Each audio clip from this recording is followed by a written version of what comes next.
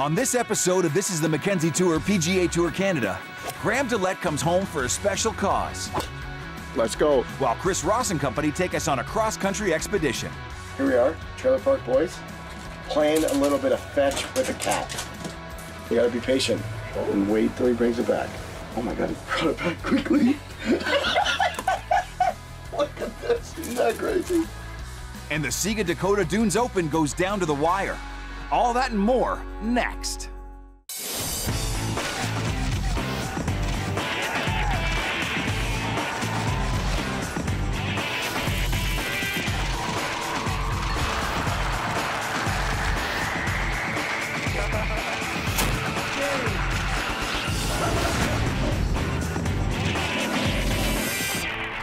This is the Mackenzie Tour PGA Tour Canada. The SIGA Dakota Dunes Open at Dakota Dunes Golf Links marked the 9th playing of the tournament in Saskatoon, Saskatchewan. And this year's event got off to a very special start. First on the tee, 2006 Stanley Cup winner, Mike Commodore. The Grand Slam teed off on Monday morning, signifying the official start to tournament week, and featured a no-ropes experience with Saskatchewan native Graham Dillette and a few of his closest friends. Graham's charity does a lot of good things around Saskatchewan. Graham is a good friend of mine. I was fortunate enough to meet him down south a couple years ago, and he asked me if I'd like to come out, and it was a no-brainer for me. Next on the tee, Stanley Cup and gold medal champion, Theo Fleury. Take your time. This is more nerve-wracking than playing hard to let me tell you that. We're all big fans of his, and you know, I love to play golf. Anytime you get to come back to Saskatchewan and support this great charity, it's pretty cool. We've all been blessed in our lives. Now that we're retired, we have a lot more time to do these things and give back. Ray, Whitney, and Mike Commodore are good friends of mine. We play a lot of golf down in Scottsdale. You know, it's pretty cool with Theo because him and Wayne Gretzky were my, two favorite hockey players. You kind of pinch yourself sometimes. Guys that you watched and grew up with that were your idols. And I come and help you out. It's a great opportunity for some of us who don't live in Canada anymore to come back and give back and help out where we can. And the cause is great, and the support here in Saskatoon has been unbelievable. So we're very happy that we can do a small part in helping their foundation. Bounce in all the way. Oh my goodness! Oh, What a putt! Although Dillette couldn't really get into the swing of things due to a nagging injury, he called in the 2003 Masters champion as reinforcement. Mike Weir! You know, when a friend calls you and is in a bit of a pinch, you hope that they would do the same for you, and I'm glad to be here. I came here a few years ago to help out with the Children's Hospital, so love to be back here. Since 2014, the Grand Slam alone has raised over $600,000 in support of Saskatchewan-based charities like Children's Health and Wellness and Junior Golf Development. This year was the first year of the partnership between the SIGA Dakota Dunes Open and the Graham and Ruby Dillette Foundation, a partnership that will only enhance their positive impact in Saskatchewan. We'd just like to see how big of a mark we can make, not only across Saskatchewan, but then across Canada. If we can help in any way, that's always going to be our main goal. Being here and being present makes it that much more special. People come and meet and greet and do some pictures and, even get to know Ruby a little bit, kind of feel like they're kind of part of what we're trying to accomplish. All right, you guys have fun. Thanks. We're parked outside of my father-in-law's house. This rig's getting ready to go. Beautiful, isn't it? So here we go. The Trailer Park Boys back on the road. Let's go. I am solo riding it to Saskatoon, so you guys will be able to check out some of the sights in Saskatoon. It's beautiful. So a 30-hour trip, but before we do a 30-hour trip, we gotta get ready to go. About to join up with some of the other guys where I'm home from Kelowna, but now I have my RV. Airplanes are just not the way to go. There's only one problem. There's so much stuff in here that I'm trying to take this stuff from in here and put it in a garage. we gotta make sure that, you know, these guys are taken care of too. You know, they're making the trip too. Hey guys, what's happening? Here we go. We're all revved up, we're closed up, we're on, and we're ready. 1 day, 19 minutes. What does that mean? Jeez. What's happening? What's happening? We are now inside the country of Canada. Quick little stop here at Tim Hortons. We're 4 hours out. PGA Tour Canada, we're coming. We're on our way from Kelowna to Vancouver. We got a little sightseeing here. Let's see if we can get in there. Look at that. There we go, we have made it. Trip is over 1,500 miles. It's like Magnolia Lane. We got David Hearn, JJ Spawn. Who's next? Who's next? Who's next? We're here.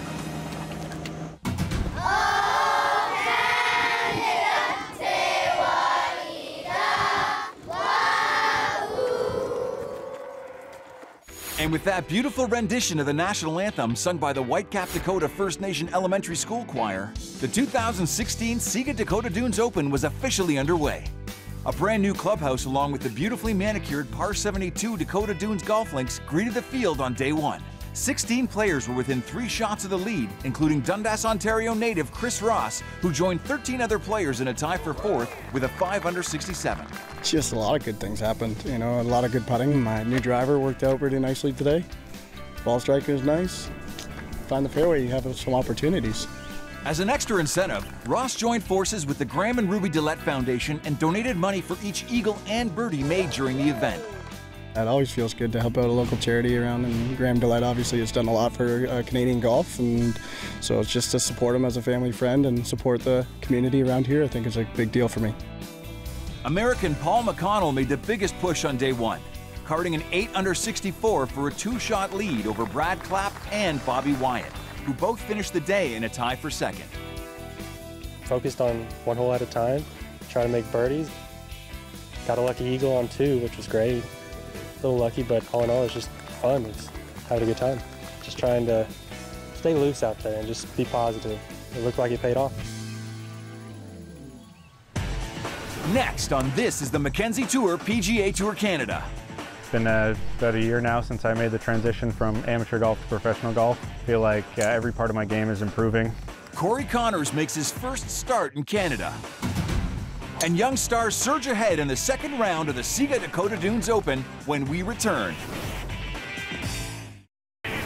This is the Mackenzie Tour PGA Tour Canada. A young Canadian rising star, Corey Connors made his 2016 Mackenzie Tour PGA Tour Canada debut at the SIGA Dakota Dunes Open.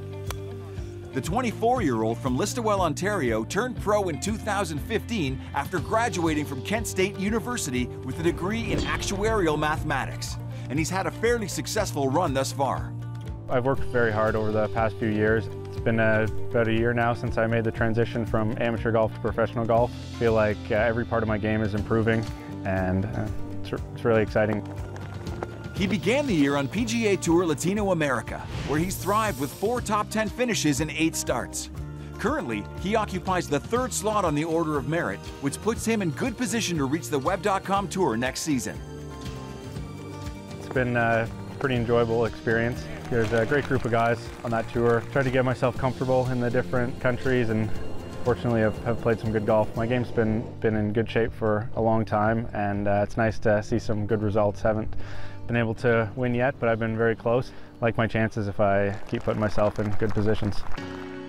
Last season, Connors made a decent showing on the Web.com Tour, making 3 of 4 cuts and finishing with 2 top 25s in 4 starts.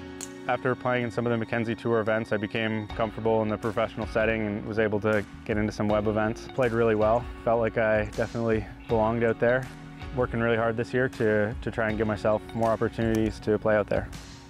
He also teed it up on the PGA Tour 6 times in 2015, including at the Masters tournament, but he failed to make the cut in all 6 events. It was a bit of an eye-opener, great experiences, a bit of a different feeling being out in front of so many fans, and the golf courses are really, really challenging. There's a great caliber of players at every level, but I think the players are just a little more fine-tuned at each step. So that's what I'm trying to build on my game, to just get a little bit better in every aspect.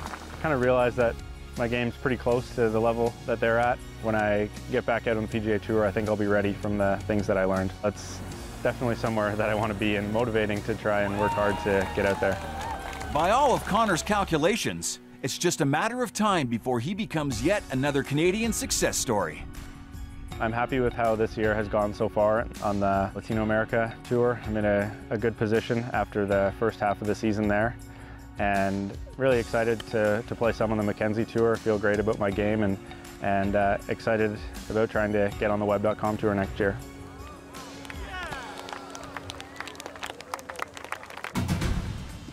Corey Connors is part of a national golf movement in Canada these days.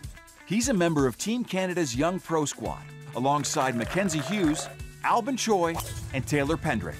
And through Team Canada, they all receive continued coaching along with additional funding to help them achieve their goals of reaching the PGA Tour. It was incredibly helpful in my development as a player in every aspect of my actual golf game, technically, my mental game, my fitness, and how I take care of my body. The resources that they put into the program are incredible.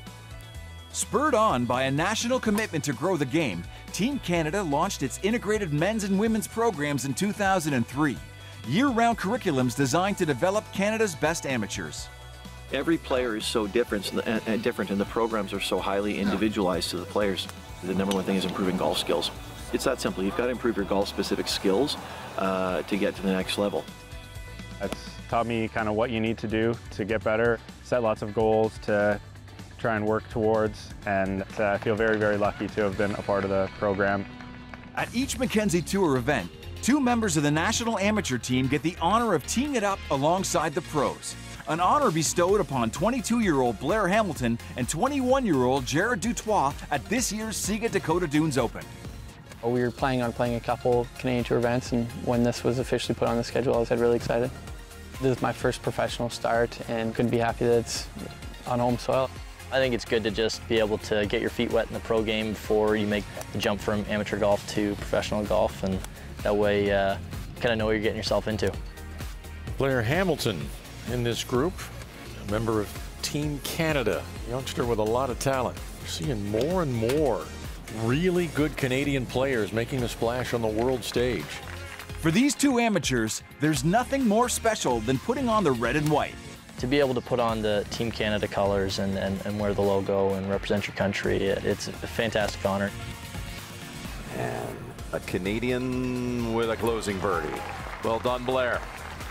There's 5 of us on the team, and we travel together and train together all year round. I've had some unbelievable experiences being able to travel to Japan, South America, all over the United States, all over Canada. Have some of the best coaches in the world to work with, so through and through it's just been an absolute pleasure. A huge honor, truly a dream come true, and I've only been in the program for 5-6 months. I feel like I've learned a lot and definitely progressing to take my game to the next level. Scoring continued to soar in the second round of the SIGA Dakota Dunes Open, although first-round leader Paul McConnell couldn't keep pace, falling back with a 1/73 on day 2. A pair of youngsters charged to the front of the pack, playing in the same group. 20-year-old Carter Jenkins and 23-year-old Max Rottluff finished the day in a tie at 12 under par. In just his 3rd career start on the Mackenzie Tour, Rottluff started off with 3 birdies on the front 9. Then finished with an eagle and 3 birdies on the back, with just 1 bogey on his card. I definitely took good advantage of the par 5 so far. 2 eagles, 1 yesterday, 1 today. Only 1 bogey, came on a 3-putt today. I've been putting myself in good positions off the tee, and then also going into the greens, taking advantage of the slopes. Jenkins made moves on the par 5s as well, birdieing all but 1 during his first 2 rounds. I think I'm 9 under on the par 5, so that's helped out a lot, and it also helps that there's 5 of them. It's a nice change of pace from the last 3 weeks. Let's us hit some drivers out here. Feeding off each other's good play, both Rottluff and Jenkins were poised to make a run deep into the weekend. It was really nice to have someone playing well to feed off of. He bombs the ball, and it's fun to watch, and yeah, we're having a good time for sure. I'm feeling good. I'm liking where my game's at, and if I can just keep staying patient, then that's all I need. After the break, we're a team in this, and we raise the money together, and she's a big part of why I'm here. We see what drives Graham and Ruby Dillette, and see who makes a move on moving day at the SIGA Dakota Dunes Open, when this is the Mackenzie Tour PGA Tour Canada returns. This is the Mackenzie Tour PGA Tour Canada. On the tee, Graham Dillette. Graham Dillette has strong roots in Saskatchewan. He's a proud Canadian playing his 6th full season on the PGA Tour. The 2015-16 season has been a roller coaster ride for Dillette. He's had 4 top 25s in just 16 events, all while becoming a new dad to twins Lila and Roscoe. Having kids brought a new meaning to his charity foundation that he started with his wife Ruby, the Graham and Ruby Dillette Foundation. We were lucky enough to be in the position where we could start to give back, and we didn't really know what the future held, but we wanted to be able to do something for children's health and junior golf. We've been able to, raise some good money. This is our 6th year doing a charity event. We're over $1 million raised now. It's super rewarding. Yeah. And I think Ruby would agree that now, especially that we have children of our own, how much more it means, especially in the children's health side of our goals. In the beginning, we kind of looked at the whole spectrum of who needs help, and I think children's health really spoke to us, mostly because they're children. Growing junior golf was something that was really important to Graham. Those 2 things just spoke to us the most. Since the fruition of the foundation, it's always been Graham and Ruby, a team effort. The first 2 events, we didn't have any sort of foundation established, and they were extremely successful, and I think that kind of made us look at it like, ooh, this could really have good potential if there's like an actual established foundation and something that people can really connect with and something that we can grow as a couple and as our family grows. Ruby is just as passionate or more passionate about our foundation as I am. We're a team in this, and we raise the money together, and she's a big part of why I'm here, and I think it was just important to both of us that her name was on it as well. Graham's love for Canada is what will always bring him and his family back. It is home after all. As soon as I touch down on a plane, I always just feel like I'm home. I'm a Canadian through and through, and the people here is what really makes Canada, Canada.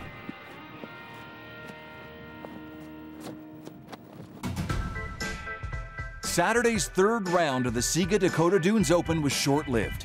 Leaders Ross Beal and James Love at 11 under and Carter Jenkins and Max Rottluff at 12 under only managed to play 1 hole before play was suspended due to weather. Competition resumed Sunday morning, and it was North Carolina's Carter Jenkins and Germany's Max Rottluff who persisted. Jenkins' 3rd round continued with an eagle, 3 birdies, and 2 bogeys to move his lead to 15 under by the turn, while Rottluff managed just 2 birdies in that same stretch, dropping 1 shot back from Jenkins. The 20-year-old Jenkins went on to post 3 more birdies to a lone bogey on the back 9 to finish the round at 17 under par. It was a little bit of a rough start. It was a little bit cold and a little bit windier this morning when we started, so got off to a rough start, but managed to settle down there and get a nice stretch in the middle of my round, so that helped out a lot. Rottluff gave it his best, finishing his bogey-free round with 3 more birdies on the back 9 to write a 67 on his scorecard, tying Jenkins at 17 under par. I've been putting myself in a lot of good positions, and even if I didn't hit a great shot off the tee, I was in a good spot. That was definitely key for me, and I was able to make a few putts here and there. A lot of really good shots. Unfortunately, I didn't make all the birdie putts I wanted. I played really solid, bogey-free today, so yeah, I'm happy. Canadians Brad Clapp and James Love also made a move in the 3rd round, posting a 66 and 68, landing in 3rd and 4th place on the leaderboard. Coming up next, which of these young players will take the title in Saskatoon? Find out when this is the Mackenzie Tour PGA Tour Canada returns. This is the Mackenzie Tour PGA Tour Canada. The final round of the SIGA Dakota Dunes Open went down to the wire in a match play style showdown between Germany's Max Rottluff and America's Carter Jenkins. After playing together all 4 rounds, the pair teed it up on Sunday tied at 17 under with 35 holes left to play. and they would continue to match each other down the stretch. With 4 holes remaining, the stalemate had yet to be broken. But after Jenkins' bogey at the par 3 15th, Rottluff took control, giving himself birdie opportunities on each of the closing 3 holes. He broke the tie with a birdie at the par 5 16th. I wasn't hitting it as good off the tee anymore, unfortunately. Got a little tired here and there, but my wedge game was on point and I was able to convert on the par 5s. Jenkins couldn't convert on his closing 2 birdie attempts, and Rottluff capitalized, earning a 1-stroke victory in just his 3rd career start. To win in my 3rd start after missing the first 2 cuts, that was certainly not on the radar. Came unexpected. Yeah, I'm super happy. It's also going to give a lot of confidence moving forward. The first third of the season is in the books, and the order of merit is taking shape. Carter Jenkins breaks into the top 5 with his solo 2nd, while Ryan Williams maintained his position inside the 5 with a T24 finish in Saskatoon. Max Rottluff jumps into the 3rd spot with his first ever victory. Despite missing the cut, Adam Cornelsen maintains his position at number 2. But they're all chasing Dan McCarthy, who added to his lead with an 8th place finish at Dakota Dunes.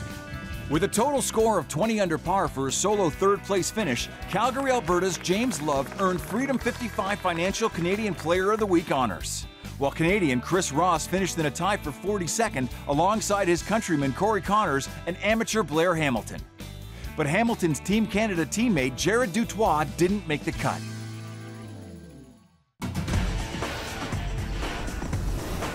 That's it from Saskatoon. Join us next time on This is the Mackenzie Tour PGA Tour Canada when we land in Winnipeg for the Players' Cup. For all the latest news, highlights, and live scoring from Niagara Country Club, log on to PGATour.com.